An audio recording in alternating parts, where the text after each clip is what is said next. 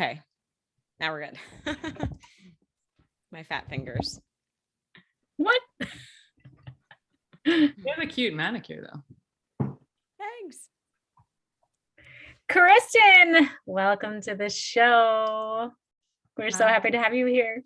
Thank you so much. I'm so happy to be here. We're finally all together, like the trio that we are always meant to be. Always meant to be. And I just have to say that I only have ice for you. Yes. So we're so happy to have you on here. You are an honorary biohacker babe. You are a biohacker babe in your own right. You're an amazing coach, especially with women. That is your magic, your superpower. You just ran an amazing women's retreat in Austin, Texas, and hopefully you'll run many more. Hopefully we can do some together. You are my personal ice queen guru. I hope so.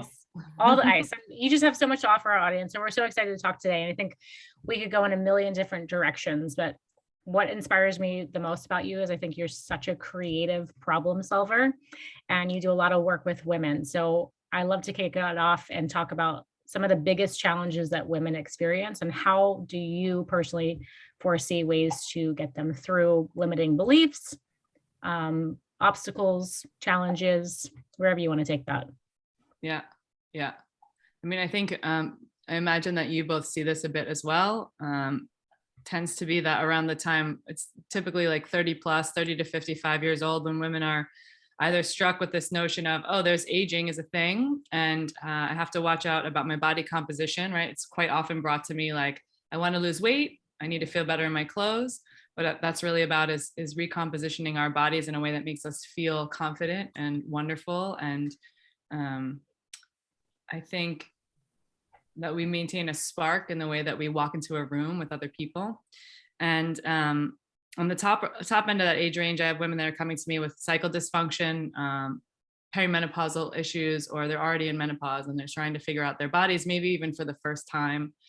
So the general piece of this that I have begun to learn from women and working with so many, and even in my own life, is that, the lessons I've learned myself is around this topic I stand on a soapbox a lot about, which is we are equally as sensitive as we are powerful, and that we don't quite pay attention in the way that we should, or the way that we need to, in order to be balanced as females. And that builds a lot of back into societal norms that exist right now, which are shifting very quickly. Glass ceilings are being broken in the workplace, et cetera.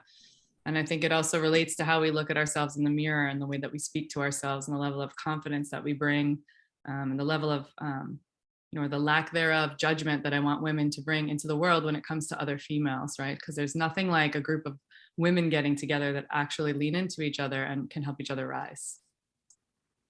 Yeah. And I will say, when we first met, it was a fabulous group of women in a house all together. It was almost like a sorority throwback or something, but including Sean Wells, we allowed him in the group. But yeah, he's just an sitting honorary around. babe. He was a biohacker babe. But yeah, just sitting around and like really supporting each other. It was like that was my first experience being with other women in the biohacking space, where it didn't feel like a competition. We were really there to support each other and learn from each other. And Kristin, you kind of led the way on that. I mean, you helped plan the house. You have been such an inspiration in that world. So thank you for that. So where was I going with that question? Something you just said sparked off of my brain about menopause. I hear this so much from women. They say, I'm in menopause now. I'm doing all the diet and exercise stuff that I have always done, and it's not working anymore. What would be your advice for that woman? I mean, I have a lot of advice around are you testing for things? Because even though we are through our, I'd like to believe that we're all, note to everyone who's listening right now, whatever segment of your life you're in, either reproductive years, perimenopausal, menopausal years, make sure you're testing your hormones. Make sure you are now. You want a track record of that.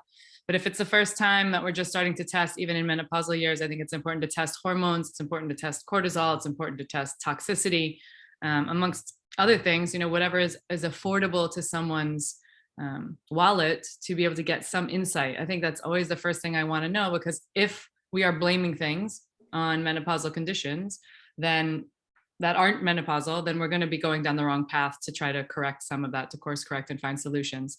Not to say that there aren't shifts in emotionality, in neurochemistry, in physical, we lose muscle a little bit faster as we age after menopausal years. Sarcopenia sets in. And so that is a real thing. So there are things that can happen. But my number one piece of advice to women who come to me and say, it's just not cutting it anymore, it is to go out and lift heavier or lift heavy weights. And I know when I say that, some women are like, okay, that I don't want to do that. And I want to remind everyone that lifting heavy is relative. But if you're at any age, if you're lifting only 5-pound pink dumbbells, you're not going to get the body composition, the bone density, the strength, and the longevity outcomes that you want. Because I see this sometimes. I've been looking now for like 6 months. There was that image I saw of a woman on a bench. She was like shredded, perfect matching outfit, like hair and makeup, cool, go to the gym as beautiful as you want, put on your 5-minute face, do all the things, but like ripped to shreds, looking gorgeous on the end of a bench, leaning over, little like dumbbell curl on one arm, pink 5-pound dumbbell. And I want to find the photo again, because that is not how you that's not how you make changes in your body composition. It's not a minimum effective dose of strength training that is overload, either maximum overload principle, which we could nerd out and talk about, but we're just not lifting things that are heavy. And I think that's there are two reasons for that. Maybe we never trained weights before, right? This is a good reason to get a coach or get on an online platform like one of the ones that Lauren is on and say, hey, how can I start to do fitness with weights better? How can I learn biomechanical forms from someone who's a pro? And we don't know, maybe it's intimidating, right? And so if we have lifted weights, maybe we have a platform, that's great. If we haven't, how do we lift heavy shit? And there's a number of ways to do it safely and effectively. You don't have to throw a barbell over your head and be like a CrossFitter, but we're not taking this calculated, smart, safe, albeit maybe risk, to go and try to lift this new weight and gain some capacity. And we're doing ourselves a huge disservice. Instead, we're getting on a bike. Now, I love a spin class, but 14 spin classes in a week, cardio, Peloton it's crushing our souls and it's crushing our telomeres, and it's not great for us. And so that's the thing that I sing a lot to the women who call me up. And especially the women who work with me, they know that I'm like, we have at least a week where we're redesigning their programming. And I'm like, call it maximum effort, because it's not about 100 pounds, 200 pounds, 400 pounds, Olympic weightlifting. It's about what's your maximum effort. Totally. It's so personal for everyone. And it's like laughing about you saying spinning, crushing souls. I find a lot of clients that come and they're like, but I love it so much. It lights me up. It's the endorphins. It's my community connection. That's where I have fun. And then we look at labs and like, well, this is not working for you under the surface. Like, how do we make amends here? How do we still have joy in our life while we like make edits to your exercise routine to actually make it work for your physiology? And that is a really hard thing for people to reconcile. And yeah, I don't know why we still have this false programming about weights. I see it in my industry, online platforms are really, really resistant to heavier weights. So I think we have to keep leading that charge. So yeah, I guess I'm curious, how are you doing that specifically with strength training? Are you taking people through workouts, reprogramming? And what happens, what are the beginning stages of resistance? And then how long does that take to sort of change that? Yeah, this is like the question, right? Because let's be clear, it's like, let's just talk about any format that's online, but I'll use an example. It's like, it doesn't actually matter. Any format that's online that's going to talk about weight training, right? Whether it's inside some app or not, is going to layer in a certain amount of weights, but they're not going to necessarily take the liability on of saying, pick up a 50-pound dumbbell in each hand to do Romanian deadlifts, because there's a liability there, because they're not in the home with you. Safety. And insurance and all of that. And I don't want anyone to go at their first shot, pick up 2 50-pound dumbbells and see what they can do with them. But when I'm working with people, we do a lot of video snapshots back and forth to each other about biomechanics. I have 4 or 5 people that I will recommend, or 4 or 5 platforms, which I recommend that they can go online that I know and trust, which I'm happy to talk about, but just people who I really trust in that space. And it also contextually depends on their goals. There's a lot of women who come to me who say, hey, it's thighs and ass. Like I want to get those in shape. I've been trying to spin, I've been trying to run, or I've been doing all the things that are cardio, but it's not I'm not quite getting a shape that I want. I still have a pancake booty, whatever, their words, not mine, whatever the thing is. Like, there's every woman who's listening to this right now, it doesn't matter age or stage, size, shape, or color. You are gorgeous.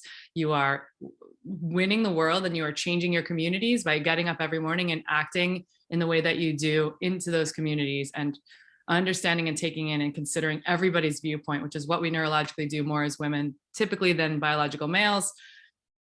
You're crushing it. Walk out the door with your head held high. And if you want to make shape change in your body, which is totally allowed for you to want what you want for your body, then there's certain things that you have to do. And so I work within different programs, right? And I will shout out, there's a program that has a marketing name that I don't love, that's called Booty by Brett.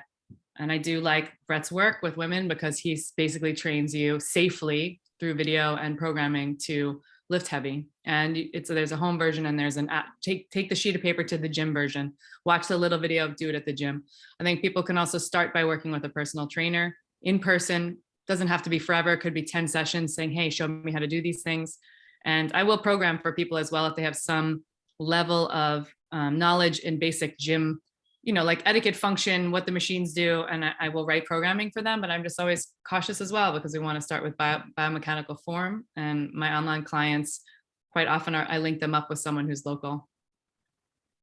Yeah, I think getting that form down is overlooked. I mean, when I go to the gym, I'm sure we all see like the craziest stuff going on.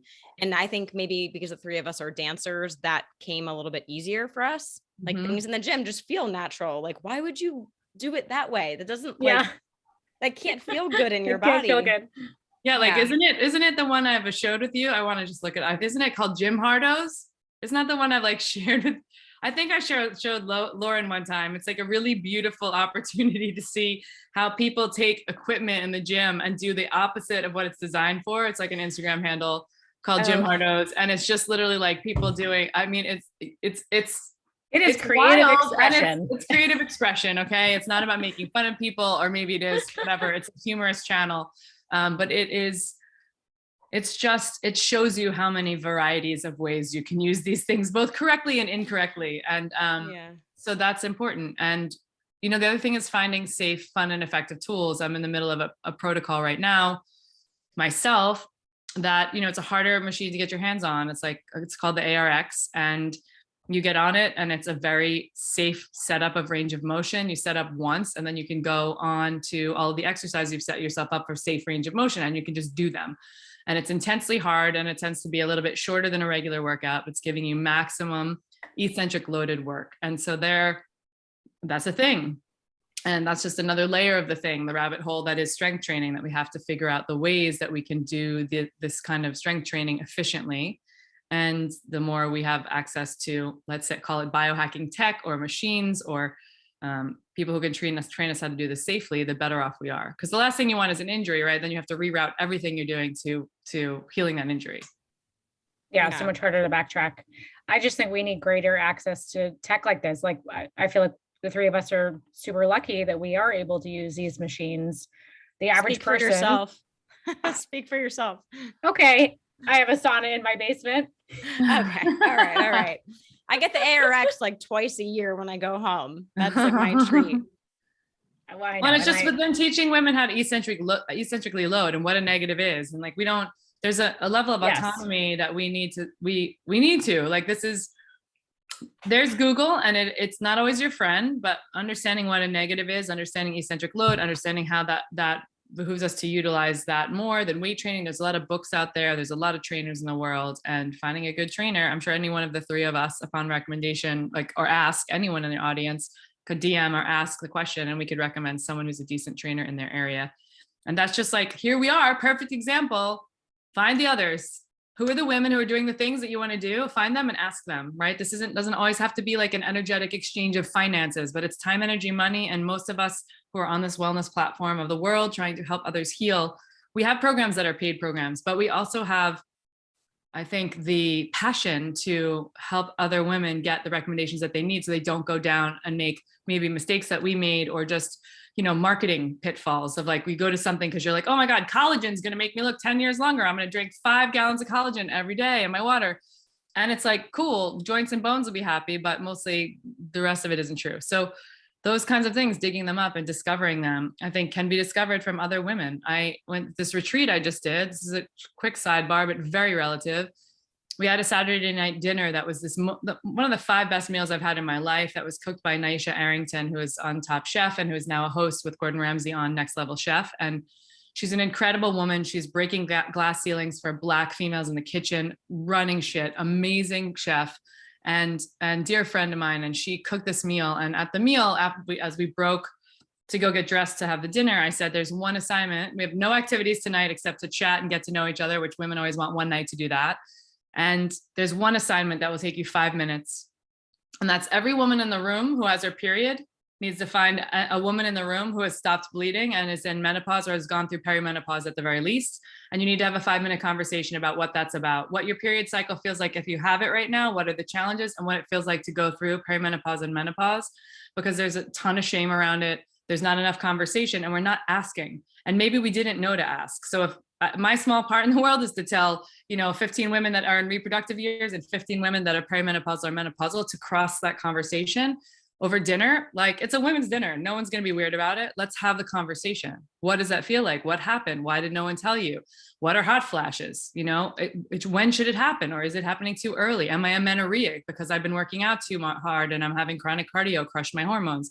Just those conversations happening, I think, is just one example of the ways that we can communicate as women together and educate each other, because none of us know everything, Yeah, I think the group container is so powerful. So much can come up that will not come up in a one-on-one situation. Yeah. Bouncing off ideas, experiences, insights. I think that's really, really powerful. So what have you found in that container as far as food for performance or for hormones, for weight loss, any of the above? I would like to say that I had a lot of women from the TV world come to me when I worked in California, and they were like, I'm eating 3 rice crackers and 4 iceberg lettuce leaves a day. No! That's my diet. Rice And that's no crackers. slight, that's no like California, people are always dealing with the Hollywood image and all the things. And the biggest thing I see across the board, any state, any country, because I have people I work with all over the world, we're just not eating enough calorically. Typically, we're pretty subcaloric outside of the world of fasting, because fasting can be great, right? Maybe you're doing a 3-day fast or something, which is fabulous in most cases. But we're subcaloric and we're not eating enough protein. And that can be any protein source, right? I'm partial to animal meat that specifically works for my body, or animal products that are like safely, sustainably farmed and raised. That was another big portion of my retreat, was understanding that I was going to spend $2,000 or $3,000 more to feed everyone, because I wanted it to be from, polyface farm style. I used a place called K&C Cattle that is just free range everything. And we have to do that. We have to be eating well for our body. And if we're a vegetarian or vegan or whatever, our protein sources need to be clean. We need to understand the caloric load, and we need to understand how to combine protein so that body can absorb really well. And it's just, amino acids. I'm a big, I know that Renee, you do a lot with Kion, and it's like I'm a big amino acid fan. I love their aminos, and whatever aminos you're having, like, get some EAAs in your body that you can cheat the system, right? This is a biohack for women. If you're hungry, if you have cravings, all of that, if you can't get your protein in it as easily, it's like, get aminos in your water and get a protein shake in. I want to say there's not one woman I'm working with currently, this is probably true. If not, it's 9 out of 10 that is not having a protein shake every single day to make their protein number. And it's just like an easier way to do it. And maybe we have it post gym, but maybe we feel like, I want to skip a pint of ice cream tonight and, try to keep my blood sugar regulated and have a chocolate, protein shake for after dinner to get that number, depending on how they feel or where they're cycling their food. So And would you say that like vegetarian, vegan, carnivore, like the whole spectrum to do a protein shake? What I see is protein deficiency in a lot of people. I know that it's debatable. I know that it's controversial, but I typically program people at like a 0.08 to 1 pound of body weight. So if we want to make it easier, it's almost 1-to-1, 1 gram of protein for 1 pound of body weight. It's a lot of protein. But no one gets hungry on my plan, right? And if we make them subcaloric when we want them to lose, if they're looking to lose body fat, then we can take those calories down. But here's the deal. If your body doesn't feel safe, it's never going to lose weight. If you're starving it, it's going to be stuck in a plateau. Or if you're overfeeding it, it's going to be stuck in a plateau, especially if it's like not with super healthy food. And until your body feels like, okay, I have food that's nutritional coming in regularly, which is, many times women coming off of not eating enough, then you get your body safe, and then you can take it a little subcaloric, a little. And then you do all the other things around it that are right. Like we all talk about all the time, which is sleep well and move your body and get your steps in and create fitness variance, which is what you were talking about earlier, Lauren, in a editing people's, I love that phrase. Like, how do you edit your week of fitness to make sure it includes everything that your body needs? And that's a hard edit, because there's some days I'm like doing the thing that I don't want to do, but I know I have to. Yeah. Yeah. I feel like that fear of the extra calories kind of lives in the same category as fear of the weights, and safety is such a huge variable for any of, the things we're trying to accomplish on the wellness journey. And, the three of us in the biohacking space talk much about hormesis, hormetic stress, but that dial is so specific and so nuanced to you. Like, yeah, how much stress are you already experiencing? What is your stress bucket? What does that really look like in your body? And you're right, so many people are not getting enough protein, and that's a huge stressor. Yeah. And so speaking of stress, I think the three of us tend to we push ourselves, right? And we're always finding that time to come back and recover and rest. But Kristin, what would be your advice for a woman that's like us, that tends to go, go, go? Like, we want to be powerful and strong and maybe keep up with the men, but we need a little bit more recovery and sleep. Like, what would be your advice on that? Yeah, and that's a great question. And yes, you're right. I just got my cortisol scores back, and I'm embarrassed to talk about them. But this is what happens. This is what happens, and it's like a test is a moment in time, right? That moment that your blood was pulled, et cetera, or urine or whatever. And it's a great barometer to track. And then also you can see if you're getting towards burnout. It's not going to help with an aging process. So I think we tend to be more sensitive as women, needing 30 to 45 minutes more of sleep, that we're more sensitive to anxiety and depression. And the best thing that, including, I have to reverse engineer programs with, I just brought on my first professional athlete, and to reverse engineer her whole ideology to say you're only as fit as what you can recover from, and adding an extra training day, even though that's the moniker and the banner, and that, you pry it from my bloody hands before you take away my extra training day. It's a disservice to the body. It just is. It just, especially if you're talking about working with someone who's doing MMA, and there's also, boxers and wrestlers and all these people, men and women, they have to lose weight to make a match to get paid. That's all correlated and interwoven. So you want the body to lose weight for a match. You want it to behave in the way you want. The thing to do is to not have it so taxed and so cortisol expressed and so burnt out that it can't do what it's meant to do naturally. And so my advice is always, I just started building in, it's make a date with yourself and make it the most important date you have in the day, and don't break it. That's important. And at that date, I'm calling mine now higher self meeting, but what does your body need for recovery, right? And I love an ice bath. I want to crush an ice bath 4 days out of 7. But even last night, a couple of guys were doing an ice bath 3-round challenge or whatever. And I was there and I was I have so much FOMO, but I know that my cortisol numbers came in high. I know that I'm doing one ice bath pre-training with ARX, trying to work one in on a rest day, depending on how I feel. I've killed caffeine out of my life completely, because I'm just really trying to baseline myself a bit calmer. And my higher self meeting during the course of the day is what can I do as a tool for recovery? Lay down and do a half an hour breath work. Is it meditation? Is it journaling? My least favorite thing on the planet, probably the thing I need the most, to do a little journaling, get a little creativity. Is it take an Epsom salt bath? Is it read something from I like to read all the nerdy science stuff, but reading books, the Book of Awakening, or force versus allow is my word for the year. I'm trying to surrender a bit to the alpha masculinity that lives inside of me, that was very curated by my corporate career before this one. So it's a thing, and we're crushing it. Even listen to my language. It comes I wake up in the morning to Jocko Willink being get out of bed, yeah, go to the gym. And I love that. I love that stuff. But I also need to find some balance with the other things. And I see you guys too all the time out earthing, grounding. It's when I skip it for a few days and then I actually go for a walk in the park barefooted, and I come home and I'm oh, I feel I surf nap, or a little relaxed or down regulated. We forget the power of what it's like to put our feet in the earth and get sunshine on our skin, and all of that is free. hopefully it's sunny. If it's not, then put your booty in a cold river, but it's free. And so we got to do that stuff. It's a moral imperative that we do that in order to balance ourselves, because we'll wake up the next day stronger and better for it and better able to communicate with our loved ones and our families. Yeah. Gosh, it's so personalized though. And I think what really bothers me is when people say, oh, I'm seeing this on Instagram, this person's doing this, and that means I have to do it. And we all know better. We all know like what's right for one is not right for another, but we're so conditioned. It's so like subconscious. So what are your, I guess, hacks, or what's your guidance for developing that intuition and listening and feeling empowered by saying no, right? Like it's sexy and cool to do what everyone else is doing, to get into the 3-round ice bath, but how can you feel empowered to say, no, that's not what I need. This is what I need. And that is really sexy and cool right now. Yeah. I mean, my advice also is like the thing, this correlates directly back to the gym. It's like the machine or the weight or the move that we don't want to do is the one that we need the most. It's the one we don't like because we're not good at, because we're not strong there, right? For me, it's like lat work, because my pull-ups game is not strong.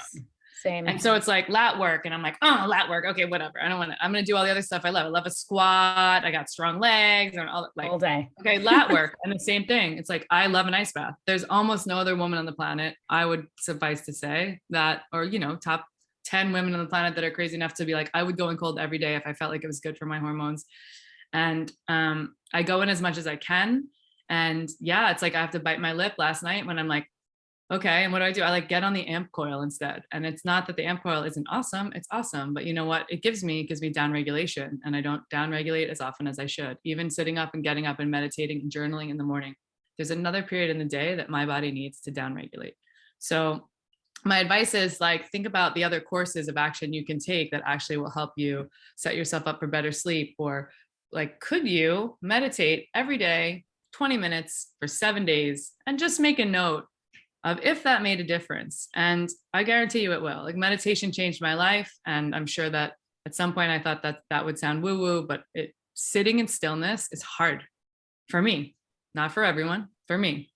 And yet it's something that I really need. It is the saying no to anything else in the 20 minutes that opens up the portal for so much more yes to come in. And that is so important. Lying on the floor, I like installed red light bulbs in my house, not necessarily like, infrared light, but they're just bulbs. So like at night, the sun goes down, everything goes red in my house. My neighbors think I'm in the red light district, and probably that I'm running a brothel, but whatever. It's like red lights to try to set the stage. It's a reminder for me. It's taking the lights down. It's putting on my blue blocking glasses if I want to. It's making me feel like I'm cycling myself with the day. I'm cycling myself maybe with my hormonal cycle or my period, depending on what time of the month it is, what I'm in follicular phase or luteal phase, and just really being in tune with that. And I also want to say at the same time, intuition is wildly important. Sometimes we say, I just intuitively don't feel like I want to get in the ice bath today. And really that might be because we have a little like fear. And intuitively, it just felt right to like order a whole Pizza Hut double stuff, whatever. I don't even know what they have there, but pizza. My body needed it today. My body just needed it. And I sometimes those things are real. Like, I believe in the power of oxytocin and sharing love from someone who's cooked you a home cooked meal, no matter what that meal is. And if they put like love and sweat and tears into it, chances are you're getting some good chemistry from just sharing that with people and having joy and all of that. I don't eat gluten, but if someone's grandma was like, I'm going to make you a lasagna, come over and we'll have a whole lasagna party. Like, if it's love, I'm going to do it. Probably. And that just like builds back to finding the right occasions. It doesn't mean, you can't have a treat meal and you can't enjoy yourself. Part of the thing I try to do with some of my protocols is weave in like normal eater lifestyle. Like, I went out the other night and was like, I'm getting a pint of ice cream because I want to be able to prove that month over month, if I have 2 nights I go out drinking and 1 night I have a pint of ice cream, like someone who would generally do that, it's still the protocol I'm doing will work. Not that I'm eating perfectly like a competitive athlete and then it works. And everyone's like, well, you ate like a competitive athlete. So we use our intuition in good ways sometimes, but a lot of times it's a scapegoat. And I just like to put that out there. This is not a blame game. This is just something I like even learned from all the way back to the days of working with like Handel Group and Elena Brower, where they're like 2 people on your shoulder the whole entire time in our lives. We have a chicken and we have a brat.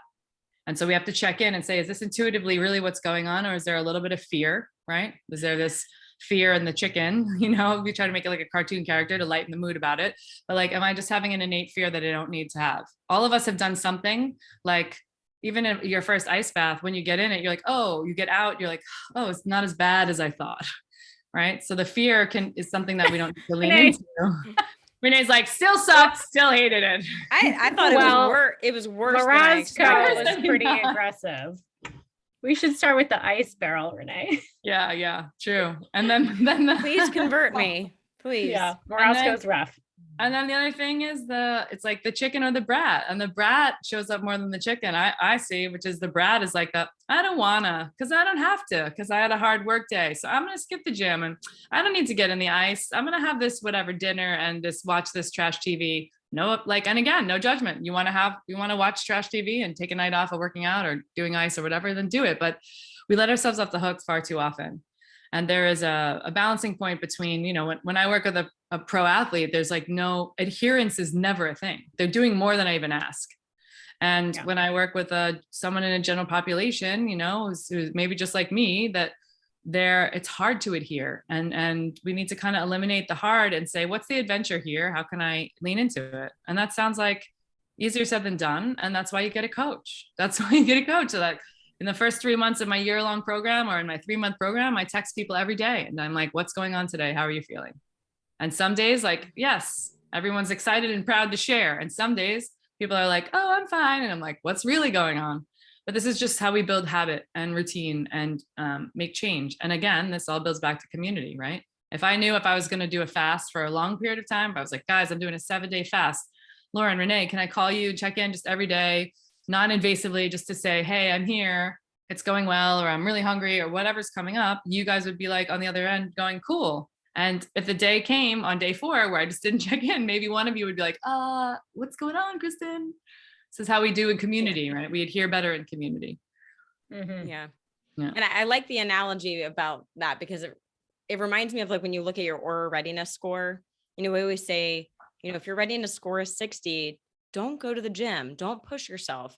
But at the same time, that doesn't mean go out and party Saturday night, get a 60 and say, now I don't have to go to the gym today. Yeah. Right. It's like, so it's like, don't skip walking outside and sitting on the grass to get some, you know, grounding done, and don't skip some of the basics of movement, or I don't know, taking care of yourself. Self-care is something we don't do so well these days across the board.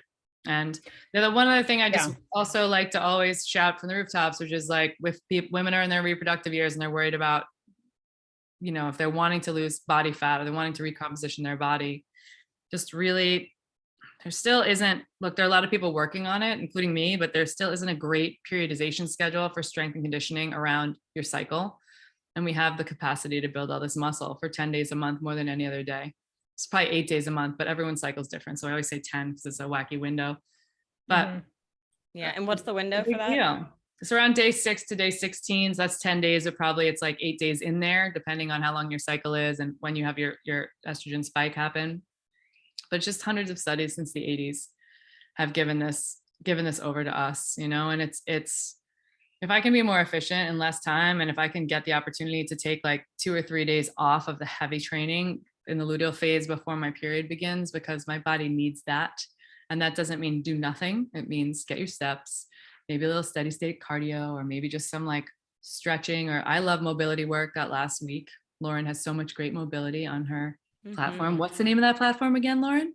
Mixed Fitness on the OpenFit platform, actually. On OpenFit. Yeah, I mean, I think that's such a fabulous recovery tool, because I think you're talking about self-care. We're not good at self-care, and people say, oh, I get today off, so I'm not going to move at all. I'm going to put my feet up on the couch. But really, you should keep moving. It's just the intensity of the movement that needs to change. Yeah. And just like even isometric stuff, you don't have to actually be totally moving. You have to be pressing into something, and you can really gain range of motion and give the body a little bit of just a little bit of like load in a way that it starts to feel, again, safe enough to be able to increase your range of motion capacity. What about ice baths with your cycle? Are there better days to do it, not do it?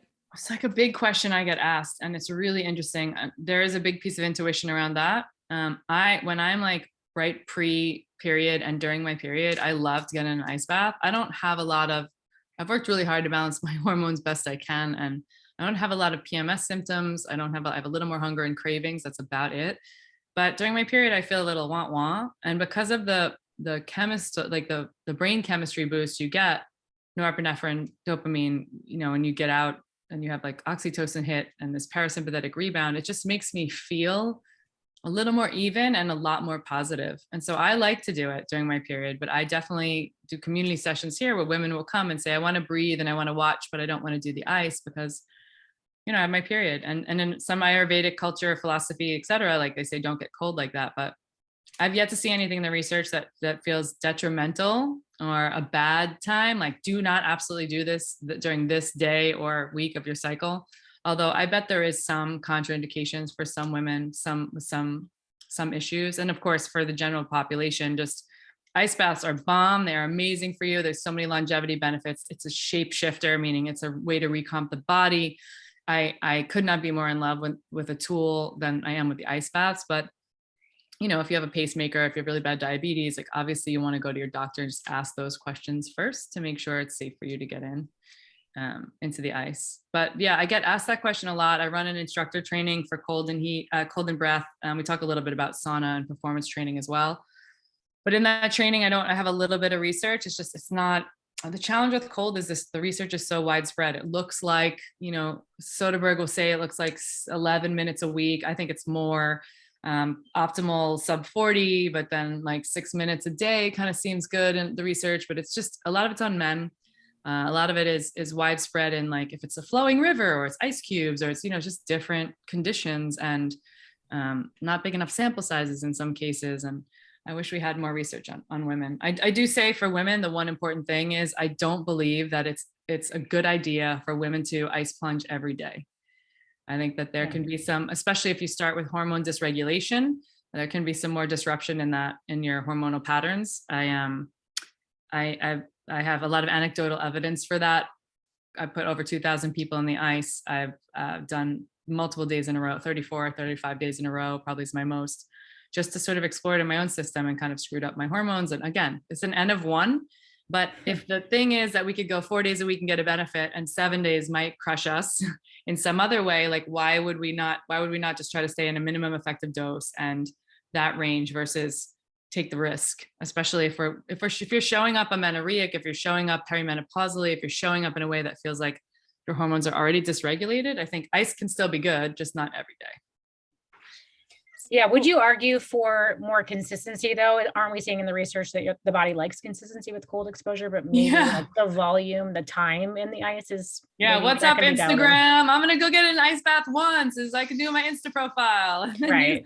Your body's like, already forgot about it. Look, there's a benefit. Like, is there a benefit going one time? There's a fractional benefit. It's fine. And also like, this is like anything in life. Simple consistencies create and build amazing habits and routines that can change the face of our longevity.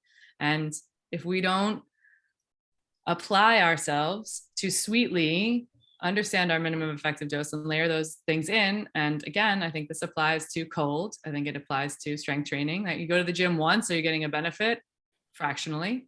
But if you go and you strength train 2 to 3 times a week, different body parts, you will get a different result. So let's do those things. Let's do those things that feel consistent, and let's in between give our body the rest and the aminos or the protein that it needs in order to recover, because yet again, we are only as fit as what we can recover from. Same ice, same. Right? Yeah. Oh, go ahead, Renee. Selfish question. I still wonder why I hate the ice so much. And is it that my adrenals are like more fragile? Like I tend to like lean into burnout really quickly, and my body is saying, please don't do it. It's too stressful. Or am I straight up just like a baby and I need to get over it? Like, how do you figure that out? I think you lived at the North Pole in a past life and you just don't want to. I mean, the Past two of life you trauma. are in good physical shape, but you're also lean women. Like I don't know if people have seen your fabulous picture all over the internets, but you are lean. Yeah, I mean, low body beautiful. fat. I don't have a lot to keep me warm.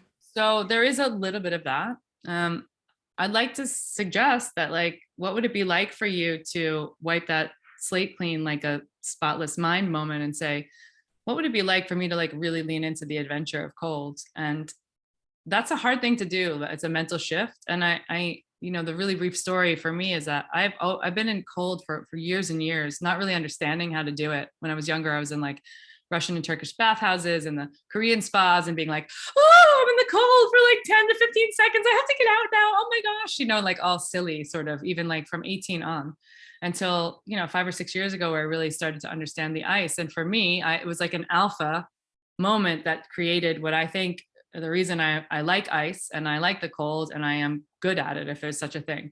And that was that I was doing an XPT training. XPT gave me a lot of insight on cold exposure when it came to really tactically understanding how to coach it and how to do it well. But I had just been, day one, we did all this underwater weightlifting. So they have a lot of athletes showing up, Laird Hamilton, Gabby Reese training. I'm definitely like one of the lesser athletic, meaning non-professional athletes in the space when it comes to swimming. I'm doing all these weights in the pool. It's super challenging. I'm like, there's a master diver underwater because you're going down 11 feet with 40, 50 pound weights and you're trying to push up and also manage your breath is a big lesson of it.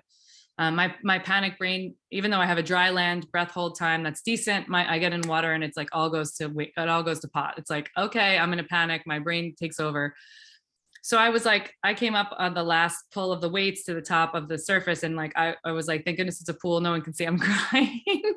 And I felt really just like, look, I wanted to be successful. I did the best I could. I learned so much. I learned how to utilize my breath better. It's an amazing training. It was totally safe. Like I said, divers, Gabby and Laird run an amazing program with XPT. But I came up from the pool and was like, I left day one kind of being like, oof, wasn't so good at that. But I knew the very next thing we were doing is that we were going to do ice baths. And I made a commitment to myself in that moment because all of these, it was heavily male dominated there, that training, but all these guys and a couple of these female athletes, I was like, when we hit ice and we do this ice and sauna and whatever, when we get to ice, which all the people are talking about, I'm going first and I am going to make myself look like a Zen master in there. I don't care what's going on internally, right? Which is also like a muscle through it attitude, but I didn't really know. And I was like, okay, so I'm going to stand on the side of the ice. And what I say to clients all the time is like, you get to decide how the ice is going to go. Anticipation of the ice is worse than the ice itself. Stand on the side, put your hands on your hips, get in the water with no hesitation and no expectation. Step into the cold. That's what I always say. It's part of my training. And I did that. I got in, like, they were basically like, who wants to go? And I was already like stripped down bathing suit, standing at the edge, about to go in. Mark, the constructor there, was like, okay, I guess Kristin's going first.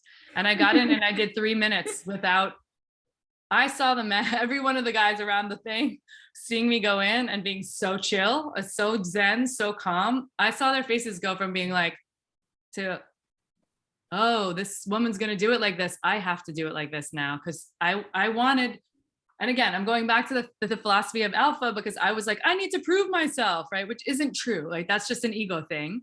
But it helped me set myself up for this lesson, which was, I decided I was going to be epic at ice baths. And so this directly points to what our mental mindset is when we go into things. And I can't erase from your mind how you feel. I don't know your physiology. I haven't seen all your lab work. And yes, your body is probably a little more sensitive because you can hit burnout more easily, or if you have adrenal challenges, all of that. And what would it be like if you were like, I see Lauren do this, I see Kristin do this, I'm gonna be better than those girls, I'm gonna be great. Or it's not even a competition, right? I'm just gonna be in a space where I am good at this. What I decipher is good. And is there a feasibility to get there? And I think the biggest answer is when we reverse engineer the nervous system using our breath, really using our breath, then we have capacity for greatness. And we easily have capacity to sit in cold water for 3 minutes under 40 degrees Fahrenheit. The self-talk is so powerful. Yeah. It reminds me of, like, every time I say, oh, I'm not good at this, I'm like, well, I've just solidified that over and over again. I used to pass out on the narrative. I used to pass out on the questions when I'd go to give blood. Like, that's not a physical, it's a physical response, but it's not a physiological, oh, I got stuck with a needle response. Like, my body responded negatively. It's like, that is a mindset thing completely. Right. And so it's a silly example, but it's totally what it is. No. It's the same thing as you approach a barbell. You decide how the lift is going to go. I wish I had this video on Instagram. You decide how a lift is going to go 10 feet away when you walk up and approach the barbell and step at it. If you saunter around and you're nervous and you're like, damn, you can see when you have a pro athlete or someone who's like in the CrossFit games or whatever, they're like 5 or 7 feet away from that barbell. Inhale, exhale, walk up, stand strong, then they like approach the bar well, then they pull the lift. And you can tell if you watch over and over again these different approaches. And I watch a lot of women that are in CrossFit Games, but you can see the way they approach and why the lift goes well. And it's Totally. just one more I think thing. dance is the same thing. Totally. Standing in the wings, thinking, am I going to land that, whatever, doing footsies or triple, whatever. Or you're standing in the wing, you close your eyes and you picture yourself hitting it and landing it and nailing it. You go on stage and that's exactly what happens. Yeah, like you can write about it, you can visualize that. There's so much to that piece that we haven't, I'm sure we'll discover more sort of science and energy and, you know, quantum fields things around that. But it's mindset is so much of this life that we live, right? Yeah. I walk out, I have a like a color form dating myself, a color form sticker on the wall over my bathroom when I walk out in the morning that says, "You are fucking magic." And it's like, not about my ego. It's just reminding me, if I just looked in the mirror, whatever I may or may not have said to myself to get myself going and walk out the door, that I'm helping people and I'm doing my very best in the world. And it doesn't, all the self-talk that could go negatively is not the stuff that is important. The things that are important is that I am walking out understanding that I'm giving my very best version of myself to the world. And that's all we can do. And that makes every one of us, you know, it says F in magic, you know, because it doesn't want to curse. So but mindset, like, and like that, I don't know. I feel sensitive to say that to you, Renee, because I know you well enough to be like, I love you. You're great. You should do what you want. And also, if you were if you and I were working together in a super professional sense, I would be like, no, it's all in your head. That's what I would say. But I would never say what you said which is like, you're a baby. You're not a baby. You're a grown ass woman that's doing amazing things in the world. So I bet you could get an ice for 3 minutes and just be like a Zen master. You know? Oh, she absolutely could. I can do it. So, I know. I think I've told myself that too many times. I totally am with you on that. We just have to rework that self-talk. So it sounds like mindset before the approach is so huge, but what happens when we actually get in the ice? What does the ice teach us from that moment on, once we've decided to be in it? Yeah, I mean, the biggest thing is surrender. I mean, you don't see this always because there are a lot of different styles of people breathing and going into the ice and deciding to do their own journey. And all of them are fine. All of them are great experiments and cold breath, etc. But I think surrender is the biggest thing. It's you know, I love Joe Rogan but I will always use him as an example when he gets into the cold and he does a minute and then he gets out and then you know what happens behind the scenes, right? It's like Jocko and then like Goggins are all calling him like, you suck, you got to do longer than a minute, whatever. You're like, you're a wuss, whatever they say to him. Yeah, so 1 minute to 20 minutes. I'm sure there's nothing in between. And then the next 2 days later, it's like 20 minutes and and the whole thing is live and I love him. And also he's a platform of millions of people. And for what I want for those millions of people is to not feel intimidated by the ice because I'm wanting people to get more cold exposure and feel comfortable with it. But he does 20 minutes until he's like maximum shiver load and not in a safe way. And that is no longer minimum effective dose, which is what we're shooting for individually. It is maximum. It's like point of diminishing returns, right? So I understand he was proving a point, but yes, not safe and not advisable. I also say, hey, Joe Rogan, if you're listening to this podcast right now, I'm so ready to do a challenge and I will stay in the ice longer than you. No problem. No, but it's not. Hey, I hope he's listening to our podcast. Who knows? We should be. More women on that show, although he has Rhonda Patrick on a lot. I love her. But yeah, like I just, you know, I can gamify it, have fun with it once, you know, fail, cool, you know, just don't kill yourself, but just, you know, have an issue or I have to go too long sometimes to figure out where the breaking point is. I just did like a 7.5 minute cold plunge before my last ARX training because I'm trying to figure out what the appropriate 10 minutes of rewarming before I start training. I ice before I train. Interesting point, right? Mm-hmm. Will that work? Remains to be seen. Is there some science? Yes. Is there a ton of science? No. N of one. It's N of one. It's a lot of N of one. There's a lot of talk about testosterone boosting and HGH. All those things can happen, but is it going to affect the training positively? We'll see. For me, but I go in the ice and then it's like 7.5 minutes and I'm like, oh, it should have been probably 6.5. Like a little too cold. Belly of my muscle probably isn't fully warmed up. I'm getting on the machine. I have to wait 12 minutes rewarming. Like all this is nerd talk, but we have to find what really works for us. And we have to, when we get in the cold, we can have those experiences and we can do the thing that I think is important, which is not muscle our way through, but have a moment of surrender. And to anyone who's listening, who's thinking about doing a cold shower or an ice bath or filling their bathtub with ice from the 99-cent store or twice the ice here in Austin, vending machines, all of that is to say, can we sing our jingle? We can do our jingle. All of us we have capacity to do this cold plunge. And when you get in, it takes 30, as long as 90 seconds sometimes, but typically 30 to 60 seconds for the turnover to happen. And so if you get out in those first 15 to 30 seconds, or your body is going to have a sympathetic response, it will, because you're getting in cold. No joke. This is what cold feels like. It's going to have a sympathetic response. It's going to have a moment of fight or flight. We begin to reverse engineer with the breath, nasal breathing, longest exhales of your day, staying in the cold, and knowing that 30 to 60 seconds in, you will have this thing that I will keep calling the turnover until someone credits me with the phrase. The turnover is a beautiful thing. You can see it happen when you've watched enough bodies. It's a physiological shift. It is a mental capacity shift. And it is the actual going from seeing a body like this, the whites of the eyes get a little clearer, and you settle. And I will have women that are like, I have to get out. I have to get out. I have to get out. I feel like I could do this for like 5 minutes. Like they will go in a split second. And it's just about understanding that the body has capacity and that you need to get through the real physical shift, which is especially up to your neck. You slow your heart rate faster, all of those things. So get your body in up to your neck, 30 to 60 seconds, and you'll have a turnover. It will actually become a little easier. Believe it or not, no one believes me until they get there. And it becomes a little easier to settle in and surrender. And in the surrender, we learn the lesson, because as it goes in the ice, it goes in life, right? Where you give up, notice that. Get in the cold and go, where's the moment that I give up? Where's my headspace gone? Is it negative talk? Is it fear? Is it panic? Is it, I don't want to do this anymore? Is it, I know this is good for me? Like, is it about tenacity? Where does your body give up, right? Where's the hard kick in that you want to get out or stop? And I bet you that there's a parallel to that in life. Like I will do, when I do community sessions and people get out of the cold, every so often it will come up, men or women, I will say, hey, I may have a conversation with them one-on-one for 2 minutes after the ice to just say, hey, this happened recently with one woman. I specifically said, there's so much more you have to give.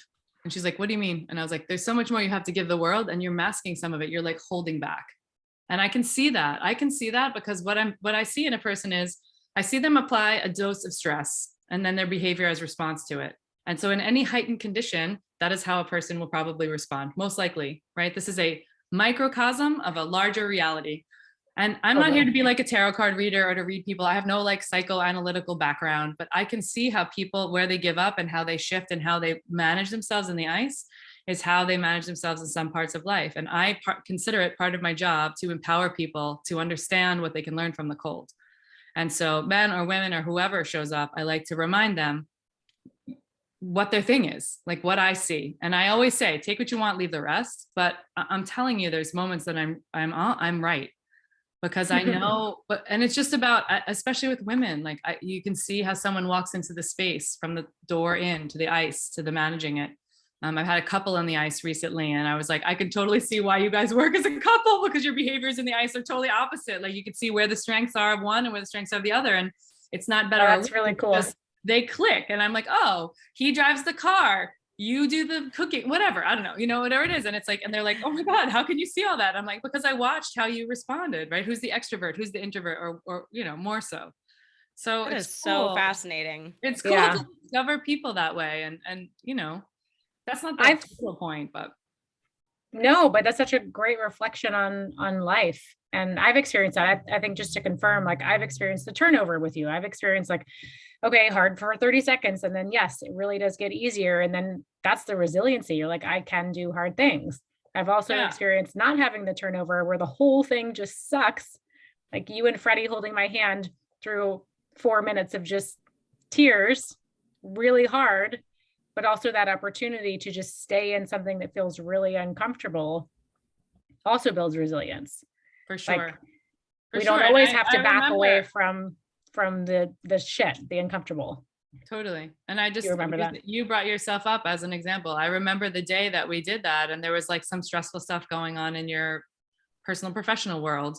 And right, it's like not a surprise to me that the day before you got in the ice, like master, queen of the ice, and then you're just in it and you're like, oh, you're singing. And the next day, it's like, oh, my allostatic load is too high. Maybe it's like, don't get in. And then also sometimes it's like, I'm really stressed and I get in the ice because it gives me a parasympathetic rebound, helps me calm my state. But we have to get in tune with our bodies individually to make those decisions. And yeah, it's great to do with friends, right? Because when friends are there, you're like, oh, I can get through it. I can process. Totally.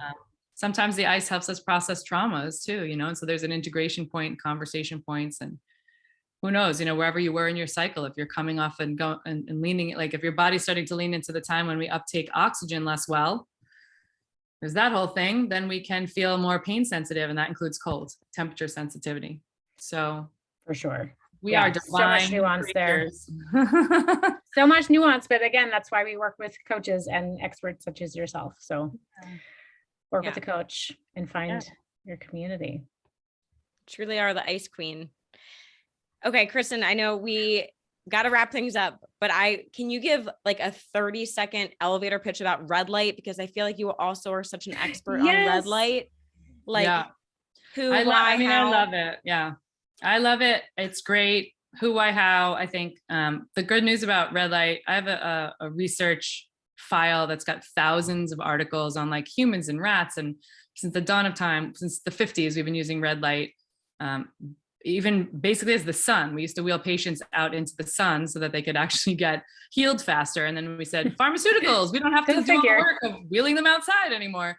But red light, super important. I think it's great. If we're talking about like, hey, don't need a device, just really setting our circadian rhythm, setting up our melatonin production by getting early morning red light from the sun, the right wavelengths. I think that we can biohack that by using red light. I have phenomenal success with skin tone, skin acne, etc. Women who are using red light devices. I have a mini panel. I have all these things. And my favorite red light device is this FlexBeam device, which is portable, targeted red light therapy. I can strap it on my body. It comes with like all these different kinds of straps. And I use it for two main areas. Number one, to potentiate a workout. So I can put it on any parts for recovery, of course, but I like to do it before, like I'll do it on each shoulder 10 minutes before I'm doing an upper body workout. Potentiates the muscle. There's some good research on what happens with the your cells are thriving and they're ready to train, and you're warming up your body in a better way than just warming up.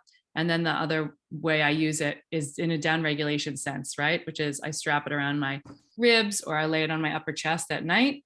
I've learned to turn off the beep so that I can it's on a 10-minute timer and I can easily settle in to sleep at night. And that's just, it's a little warm. It's really beautiful for, whatever I'm working on, if I'm expanding my rib cage, tactile, or if I'm just using it to calm my system.